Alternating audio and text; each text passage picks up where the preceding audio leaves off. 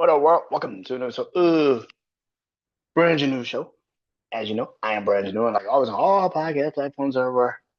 Brand new show. Social media platforms, Instagram, Threads, brand new Facebook, the brand new show, and of course, TikTok, brand new show. Go follow me on all those social media platforms. I would appreciate it if you did.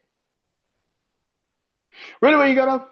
It's the YouTube channel, man. Brand new show YouTube channel. Subscribe, comment, like the vids, like the shorts. I really gotta start putting out this. I'm, man, I've been dragging my damn feet. I know I have, man. I know. But I will definitely get to it. Uh, it would definitely help in my algorithm if I did start doing that shit again. But anyway, go to YouTube, BrandonJaneauShow, and I hope you guys enjoy all the content over there. Let's get into it, man. This is I Bleed Sports. Now, if you know, I already dropped the episode this week already for I Bleed Sports. I was almost said today, which it's not today, but the episode is already out on YouTube, on in all podcast platforms everywhere. So you go listen to it right now on all those podcast platforms. This though is I Bleed Sports, my top 10 list. Now I've been doing a top 10 list. I just did music, so if you're looking forward to that one, it's coming out soon. Should be out by the end of the night, going into tomorrow. I got some other stuff I gotta do, but I Bleed Sports my top 10 list. Now I've been doing the top 10 list on sports for like the last couple months. And tonight is no different. Tonight I will be doing my top 10 teams. Now last week I did my top 10 teams overall. Every team that I liked in sports over the last 10 years in the 2010s. Now this is a particular set of teams. This is just the NBA. This would be my top 10 teams of the NBA in the 2010s. Now I go from 10 to 1. If you do not know how I do this list, I go from 10 to 1. I explain each list, each team, each in for why they are on the list and where they're positioned on this list. PSA for everybody out here that's gonna be getting in my comments when it's let's post it and telling me I will have such and such. I will have man, they need to be higher. Yeah. I need you to understand something. I need you to understand something. This is serious. This is serious. I need you to understand something. Listen to me. You, you, you can create your own fucking list. It's not that hard. It's not that hard. I swear it's not that hard. You can create your own fucking list. You can write a list. You can get a piece of paper, put a pen down, write that bitch, and put it on social media if you want to. Because if you next time I hear this shit again, I'm gonna tell you to suck my dick. As simple as I can make it. So I'm tired of that shit. Oh, I will have such and such. Nigga, create your own fucking list. It's that simple, bro. Sick of this shit. I'm sick of that shit. Now let's get into it. Kicking off the list at number 10. Kicking off the list at number 10. It is the Chicago Bulls of the 2010-2011 season. Derrick Rose was the MVP, and everything in Chicago is looking beautiful. Looking beautiful until he got hurt. But that's a whole other conversation. I'm not going there with you. The Chicago Bulls, I don't think people understand like how good the Bulls were. Like early 2010s, 2009 going into 2010, the year they drafted Derrick Rose number 1 overall. His rookie year, he wins Rookie of the Year. He takes them to the playoffs, 8 seed, but they go into the playoffs and they play against the Boston Celtics first round. And this is the championship winning Boston Celtics. Like this is the team that won the title like what 2 years prior, and actually went to the NBA Finals that year. They played the Lakers in 2010. Went to the finals that year. But this was their first round matchup, and that fucking matchup was crazy, bro. That was a great fucking match. 7 games. They went to like 6, 7, 8 overtimes every fucking game. Like you just sitting there like, God damn. You know, God damn. The next year is when Derrick Rose came out like a fucking jack in the box. Like that motherfucker was everywhere. That nigga was everywhere. one of the youngest MVPs in NBA history. He won the MVP, the NBA MVP, his second year in the league. Nigga, you know how hard that shit is? Do you understand how hard that shit is? You think nowadays the NBA was kind of, man, nigga, back in the 2010s? You telling me in a league with Kobe Bryant, LeBron James, Kevin Durant, Carmelo Anthony in his prime, D Wade, Chris Bosh, Dwight Howard, Tim Duncan, Tony Parker. You telling me that Derrick Rose, his second year in the league, won MVP over those names? The nigga was special. I'm just saying the nigga was special. The nigga was special. A lot of y'all, this is why I don't like kids today talking about sports, because you niggas did not live through the shit that I actually lived through. I saw this nigga. Like, I can tell you, I can flat out tell you that Derrick Rose is what Russell Westbrook is. What you think Russell Westbrook is, what Russell Westbrook has been in his career, that was Derrick Rose. That was Derrick Rose. Derrick Rose was Russell Westbrook. And nobody's going to understand that if you did not watch it. You're not going to understand that. It's not going to compute. Like, nah, Russell Westbrook was Russell Westbrook before Derrick Rose. Hey, bro. Let me explain this shit to you, bro. Because you don't understand, nigga. Derrick Rose was different. Like, you watching that dude play, oh my, every fucking night. Like, this year, every fucking night, it was a highlight. Like, every single, I mean, this nigga was dunking on people. Yo, that's like this fucking clip of this man literally lifting like damn near 15 feet off the air, like off the ground, bro, and like dunking on Gordon Dragic. Gordon Dragic did not deserve that, by the way. That was very disrespectful. He did not deserve that. I don't. He did not deserve that. He dunked on that. Oh my god. Yeah, man. Yeah, man. Woo. Joakim Noah, Taj Gibson, bro. They took Miami. That at that time, that was the best team to play Miami in the playoffs. That Miami team. I know people gonna sit there and say, "Oh, it's Boston." No, nigga. When Derrick Rose is healthy, if Derrick Rose stayed healthy, and I swear to God, bro, I'm gonna be honest. Derrick Rose stayed healthy, LeBron only gets like one ring in Miami. And I know that shit is like, you a disrespectful bastard. You a disrespectful bastard. If Derrick Rose stayed healthy, because you got to realize, the year he got hurt, they were the first seed in the playoffs. You do realize that, right? They were the first seed in the playoffs. And he got hurt. like he got hurt. Like the nigga was that type of bro, dog. If Derrick Rose was healthy, LeBron gets one ring in Miami. He gets one ring in Miami. You get Jimmy Butler in the draft, a healthy Derrick Rose, Joakim Noah, who Miami couldn't do shit with. Like they couldn't do shit with him. Taj Gibson, bro, that Jimmy Butler gets to come along easily and not have to force himself into the spot. A young Jimmy Butler, Derrick Rose, if he stayed healthy, Joakim Noah, Taj Gibson, and they build a team around him. My nigga. My nigga. Because there's nobody that's stopping Derrick Rose. When he was, bro, there was not a soul that can physically stay in front of this man. The best option was to put LeBron on him. And then you probably have a problem. Because who the fuck is stopping Taj Gibson? Because you damn sure not going to put Carlos Boozer on him. Bro, that.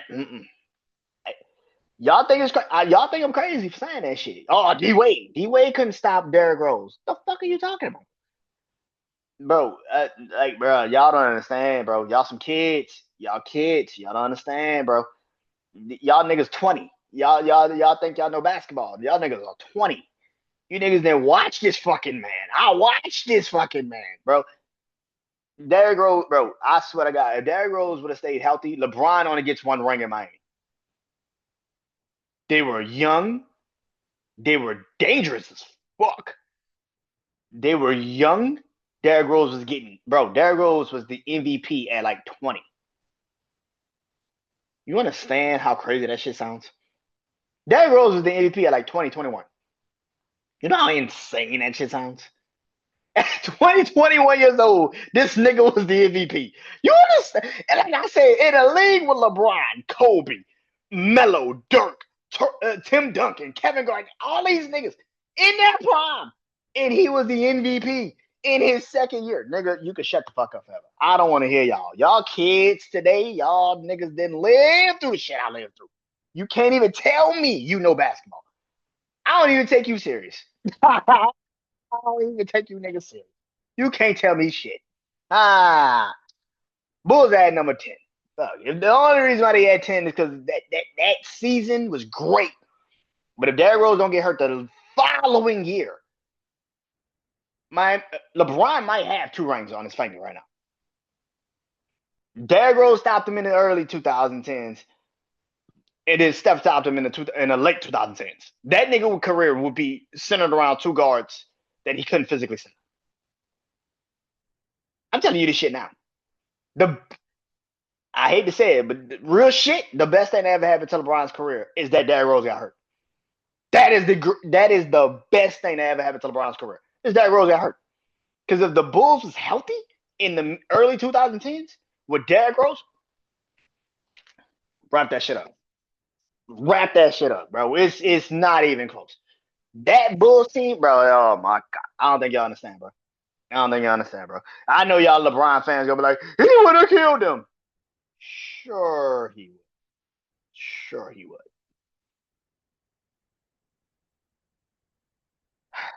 At number 9. That's 10. At 9.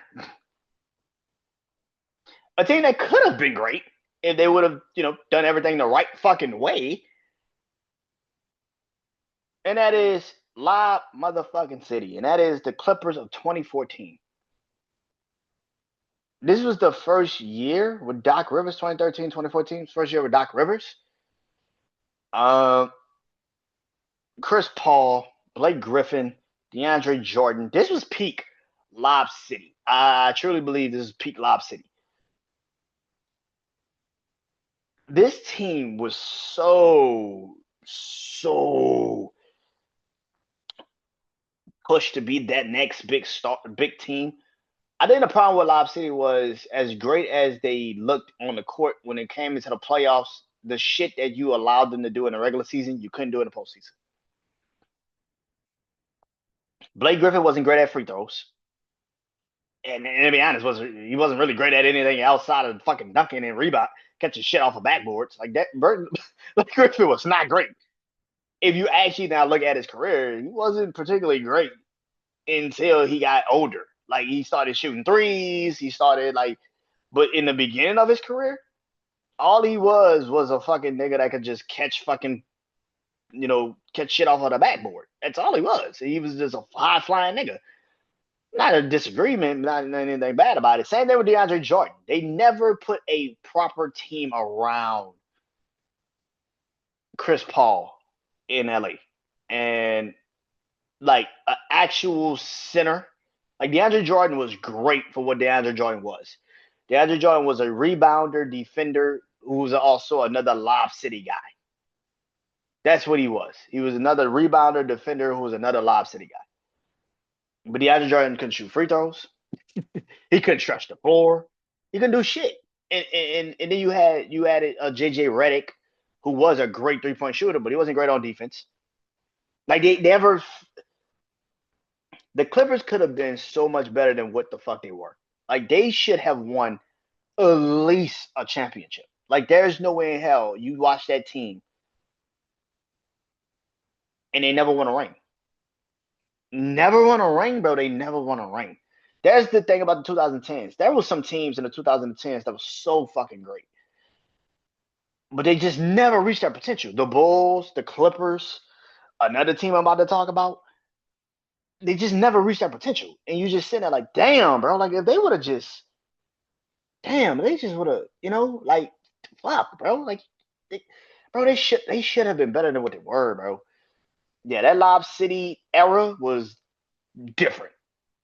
It was great to watch, though. Oh my god, the Bulls in 2011 was great to watch, and this team was great to watch. It was fun as shit to watch.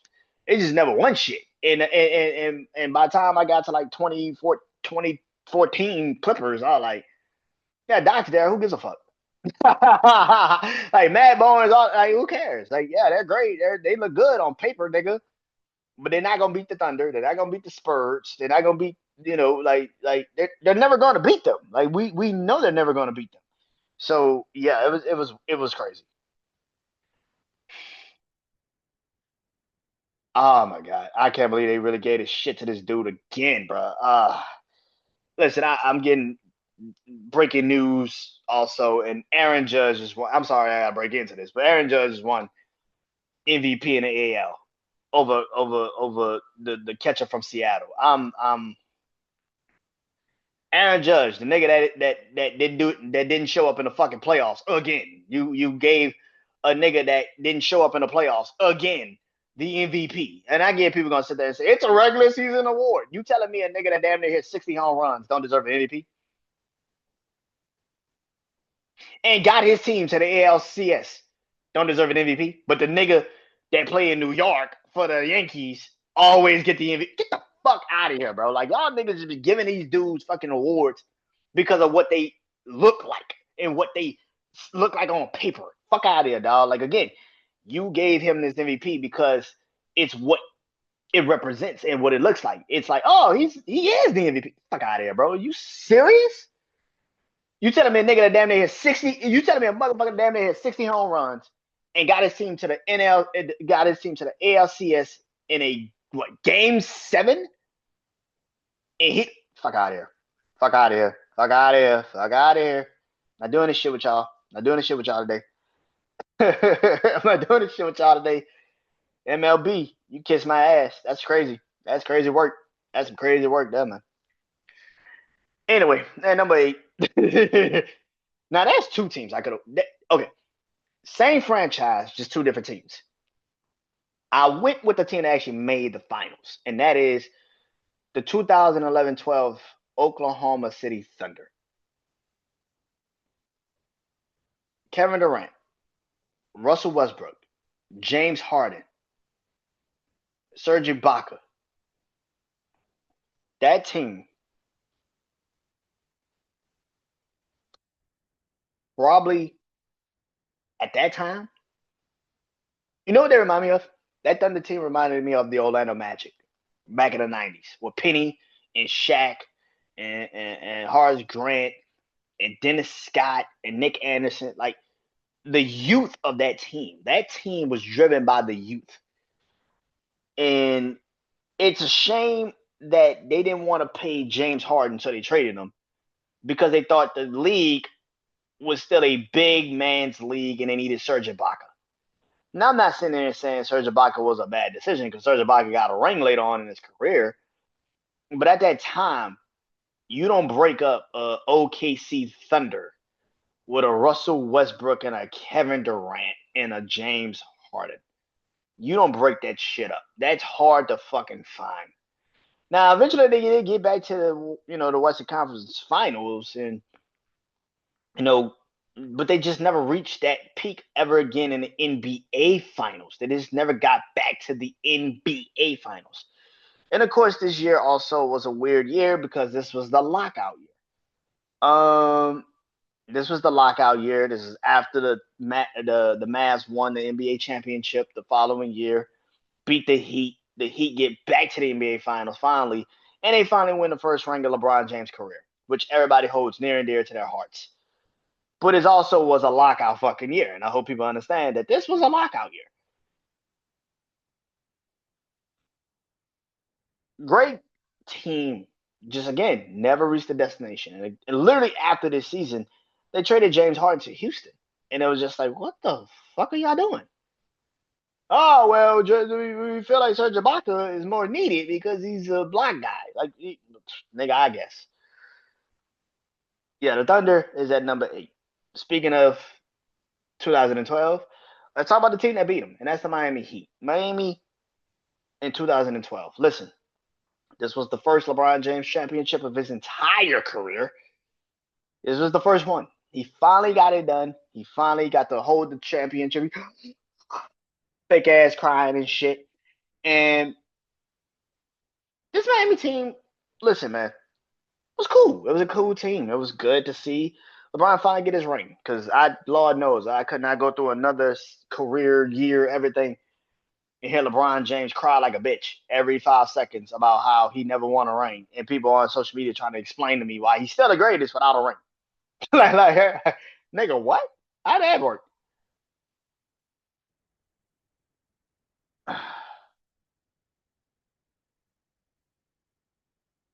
That Heat team in 2012, coming off of losing to the Dallas Mavericks the year prior, and again, like I said, it was a lockout year. So they really didn't have to do too much work to get to the NBA Finals. I know people gonna sit there and say, you just again, Derrick Rose got hurt in the playoffs, so the Bulls got eliminated by Philly, so they eliminated them. They had a young Pacers team that they had to go through, which a lot of people were shocked that the Pacers put them through that in might have been East Conference Finals. Like, people were shocked that the Pacers gave the Heat such a challenge in that series. Like, they were surprised. They were like, "Holy shit, the Pacers really like got something." They went through the Boston Celtics that year and played them in the playoffs, and LeBron did LeBron things in Game 6, and everybody raved about it. Yeah, I mean, the Heat got the finals. I don't really know what the fuck you want me to tell you about that damn team because I really didn't give a fuck about that damn team. But yeah, LeBron finally got his first ring. Congratulations. I don't know what the fuck you want me to tell you. Number, number 6, man. Number 6. Number 6 um, is the Golden State Warriors of 2015. This was Steph Curry and Klay Thompson and Draymond Green's first ring. And who did they beat? LeBron James and the Cavaliers. I knew the following year after they went and played, I think it's the Clippers. The following year, I think they played the Clippers in 2014, and then they lost in the Western Conference semifinals to them. Nah, they lost. They lost in the first round. I think they lost to Denver Nuggets in the first round. Um, I knew that year, that 2014 year with the Warriors. I knew the next year that the Warriors were probably going to be a handful for a lot of teams. And now people are gonna be like, how the hell did you know? Because I knew. I watched this fucking team. Like, I watched the Warriors with Steph in that playoff series against Denver. I said, that's a scary fucking team. I knew that. I said, I said, Lord, if they actually figure this shit out, Steph has always been a fucking lights out shooter. Like, if you watch Steph Curry in college at Davidson, you knew that he was that dude. You knew he could shoot the shit out the ball. I like, you knew he was one of those dudes that could shoot the fuck out the ball. Like, you knew it. You were like, man, if he just go to the right situation, yeah, this is not going to end well for a lot of fucking people. So him ending up in Golden State, him ending up in Golden State, and then building a team around him. Now, a lot of people forget this was a trade. It was a trade that left them to actually get all these pieces. They traded what Monte Ellis, who was a beast, who was a part of the Believe Warriors. I think that might have been his rookie year when he got into the Believe Warriors.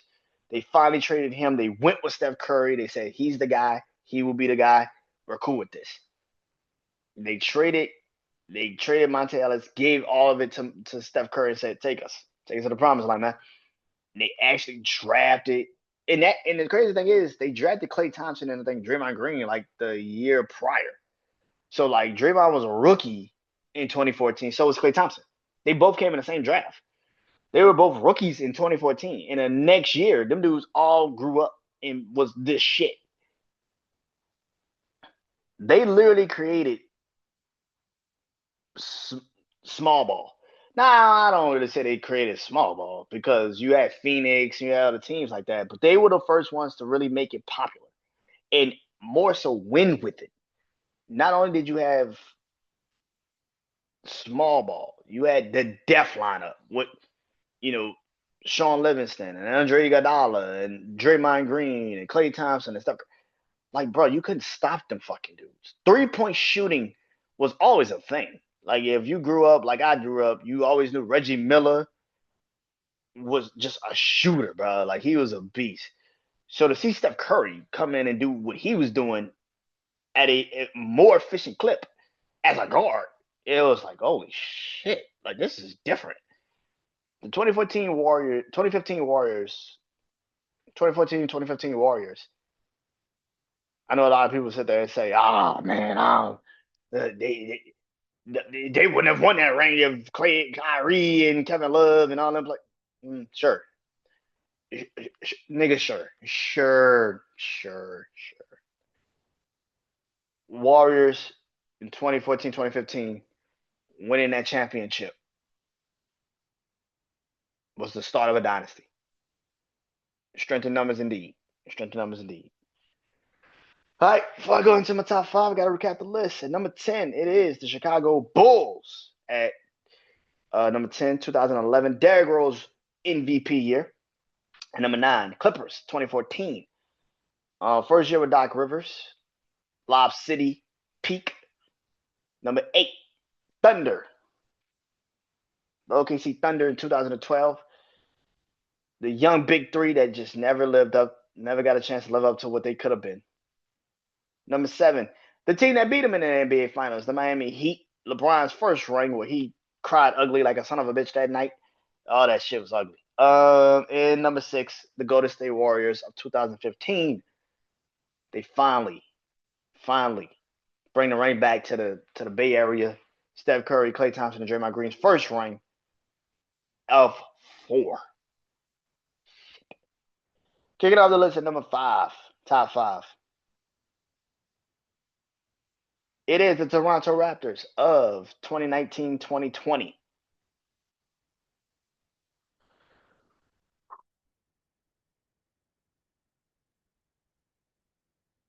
This team is such a weird team.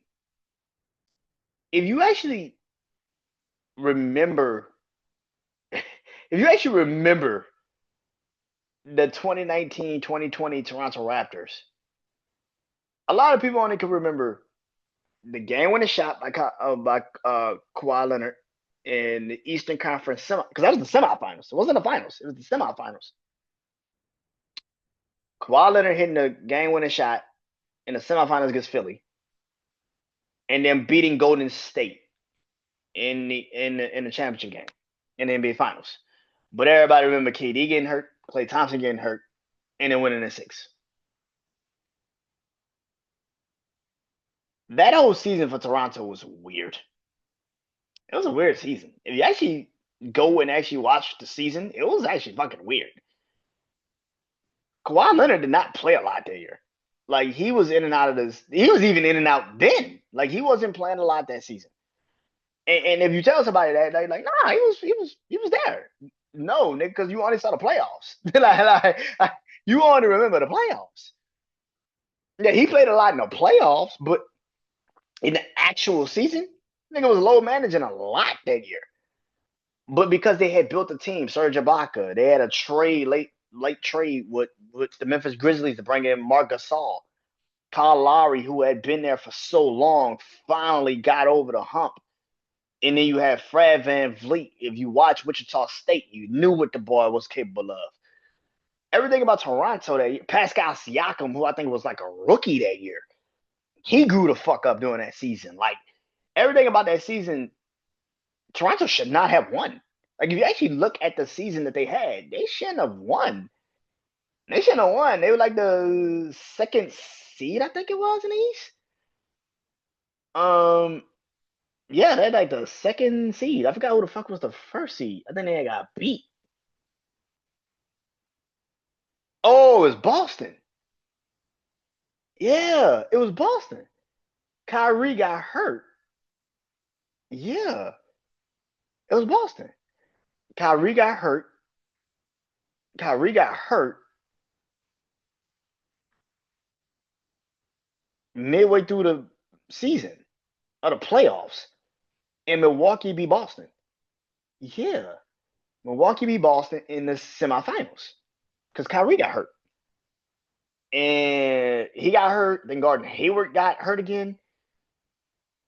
Yeah, and Milwaukee beat them in the first round, in the second round. And then you had, and then you in Toronto and Philly was in Toronto and Philly was the semifinals, and Kawhi Leonard hit that game winner at the end. But if you actually look at the season, Toronto had a really weird season that year. I mean, Kyle Lowry had to carry the team for most of the year. And when Kawhi Leonard played, he played. He definitely played. He had 20, he averaged like 20 and 10 that year, but it was just like, this motherfucker's injury prone, bro. Like, what the fuck going on? And that was the start of Kawhi Leonard being seen as somebody that's very injury prone. So yeah, but that was the 2019 Raptors. They won a championship. I mean, it all worked out, but yeah, that was a weird fucking year. Weird fucking year. If I told you that and you go back now, you'd be like, nah, it didn't happen like that. It happened like that. It's exactly what happened. Boston was the first seed, and they lost. They lost to Milwaukee because Kyrie Irving got hurt, Gordon Hayward got hurt, and you was forcing Jason Tatum and Jaylen Brown to do more. And even though they got them to these, they had a chance to grow up that year, but they got hurt like in the playoffs. And Jason Tatum and Jaylen Brown was just like, what the fuck? Yeah, I think even one of them got hurt. I think one of them got hurt. So yeah. Number four, the Golden State Warriors of 2016. 2015, 2016 was the year where the Golden State Warriors went 73-9, just couldn't capture the championship. They lost more games in the playoffs than they lost all season. Yeah, yeah, yeah. That shit sounds nuts. It sounds crazy. It sounds like I'm making it up, but that's the truth. They lost more in the playoffs than they lost all season. That shit's crazy, but it's the facts. Steph Curry won unanimous MVP. I've talked about this last week when I talked about all of the teams. That team was different. That team was different, bro. The fact that they had to come back from a 3-1 deficit, they damn self against OKC. Like I said, I could have put that team on his list because they definitely were a good team in 2016. But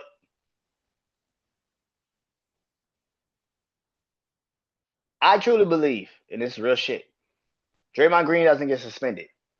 Golden State wins that series, and we're talking about Golden State and Cleveland in a whole different world.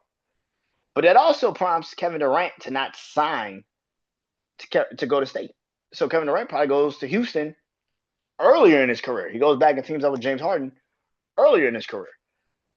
I think Kyrie and LeBron's situation implodes regardless. I think it still implodes. I think Kyrie just doesn't want to listen to LeBron at that time period in his career. So now LeBron is in a situation where it's like, oh shit, like I just kind of like shit the bed with this kid. Like he doesn't want to be here. What am I gonna do? Again, LeBron's legacy would be looked at completely fucking different if shit went the way it was supposed to. But it went the way it went because at number three, it is the Cleveland Cavaliers of 2016. The Cavs of 2016 won the championship. They had to come back from a 3-1 deficit. We all know this. Kyrie Irving hit the three. The way about this team is such a weird team, though. Like, right, like they had to make a trade at the midway through the season to get J.R. Smith and Iman Shumpert because they weren't on the team. They had to trade for them. I don't know why the fuck the Knicks did that dumbass trade. I still to this day do not know why the Knicks did that dumbass trade. Like that is a stupid fucking team. But anyway, everybody said if the Cavs were healthy in 2015, they probably would have beaten the Golden State Warriors, and they probably would have. Golden State wasn't the Golden State Warriors until 2015. 2015, 2016. But that year, Golden State was easily the better team. And one of the losses, though, that year in that 73-9 season for Golden State, one of the losses was to the Cleveland Cavaliers on Christmas Day. Richard Jefferson hit that game winner over Klay Thompson and sealed the game. Cleveland had something to beat them. They could have beaten them. But we will always look at that season and say, man, if they probably didn't have if Draymond Green doesn't get suspended, what that series would have looked like. Because if they go into game 5 and Draymond Green is doing what Draymond Green was doing in that series, I don't think Cleveland walks out winner. I think they lose in 5. I really, really do. Number 2, the Dallas Mavericks of 2011. Listen, Dallas in 2011, different. Dallas in 2011 was different. Um, when you look at their playoff race, their playoff team, there's no way in hell you in 2011 you beat. This is Dallas's 2011. I think you play what? You play the Thunder in the first round. Then you play the Thunder in the first round. So young Kevin Durant, young Russell Westbrook, young James Harden. You play the Spurs in the first round. Play the Spurs in the first round, beat them. You play the Lakers in the second round, beat them. And then you play. What the fuck did they play in the second round? The Eastern. I think the Thunder. I think they played the Thunder in the third in the Eastern Conference Finals. Like, yeah, that was. Oh, maybe I switched it up. Thunder was probably first. Lakers, then Spurs. I think that's how it went. I don't know. I gotta go back and watch it. But that playoff run was fucking crazy. And then you played LeBron James in that Heat team in 2011. The first time the Heat, that big three got to the NBA, like, bruh. And then you beat them. You beat them. And you come back from a 2-1 deficit and you beat them. Yeah, that Dallas team was different. That Dallas team was different, bro. That Dallas team was different, bro. Yeah.